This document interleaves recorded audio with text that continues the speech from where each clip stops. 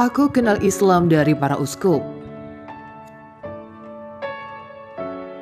Saya lahir dari orang tua Katolik yang taat dan bersekolah di sekolah Katolik yang diajar oleh para pendeta dan biarawati yang taat. Kami mempelajari pengetahuan agama kami secara menyeluruh melalui metode tanya jawab yang disebut dengan katekismus.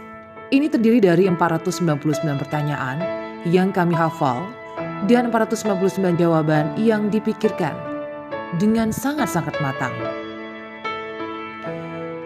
Katekismus kami membahas semua aspek iman, moralitas, dan doa.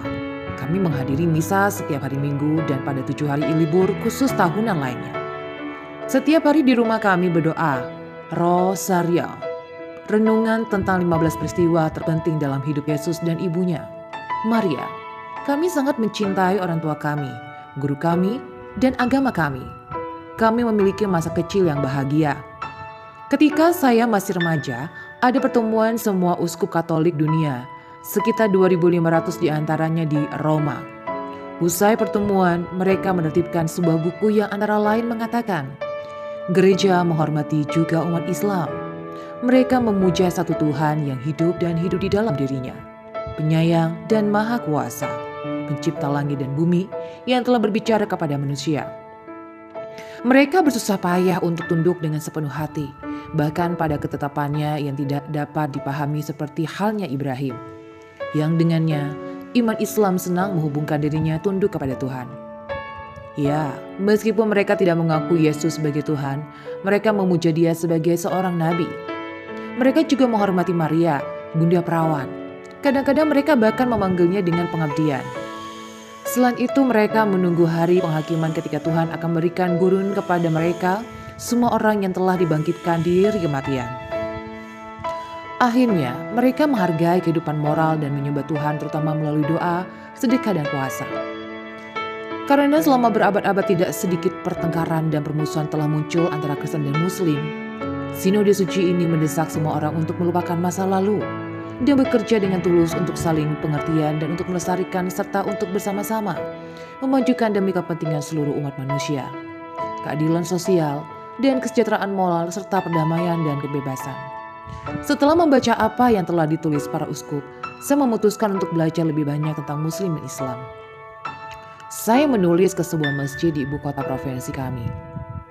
Imam mengirimi saya salinan Al-Quran terjemah Yusuf Ali dan sebuah buku kecil berjudul Primer of Islam. Saya menyukai buku kecil itu, kesederhanaannya dan pesannya. Ketika Anda berserah kepada kehendak Tuhan, Anda menemukan kedamaian. Thomas Aquinas, seorang teolog Katolik yang hebat, ketika ditanya bagaimana menjadi terpelajar, menulis, bacalah satu buku apapun yang Anda baca atau dengar, berhati-hatilah untuk memahaminya dengan baik. Dapatkan kepastian tentang apa yang meragukan. Saya menerapkan nasihat ini pada Al-Quran. Saya dengan cermat membaca terjemahan Al-Quran Yusuf Ali 2 kali dan mempelajari banyak catatan kakinya. Beberapa saat kemudian Universitas Kata kami mengadakan simposium 3 hari tentang Islam yang saya hadiri. Pembicaraan utama sangat cerdas, pandai bicara dan lembut.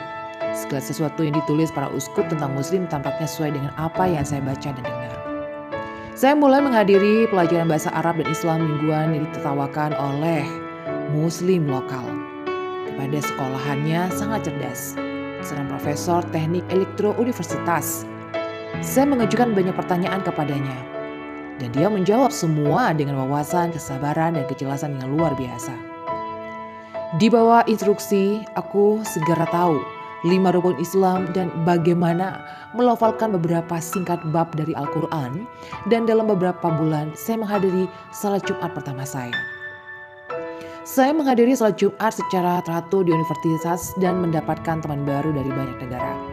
Saya mengambil bagian dalam lingkaran belajar dan membuat kemajuan dalam pembacaan Al-Quran saya. Saya berdoa salat 5 waktu dan menemukan kegembiraan besar dalam rutinitas baru dalam hidup saya. Ramadan telah tiba dan saya menikmati puasa dan menghadiri salat tarawih. Ketika saya melihat bulan sabit dan indah dan planet bersinar di langit pada Idul Fitri, hati saya melonjak dengan sukacita dan saya bersyukur kepada Tuhan atas bantuan seperti yang telah Dia berikan kepada saya. Ya, meskipun terkejut dengan pertobatan saya ke Islam, tidak ada keluarga Katolik saya yang menentang pendapat yang dipublikasikan dari para uskup Katolik dunia. Mereka mendoakan saya dalam iman baru saya, namun terjadi keterpisahan dalam aktivitas keluarga. Saya sudah tidak lagi berdoa bersama mereka di rumah atau di gereja.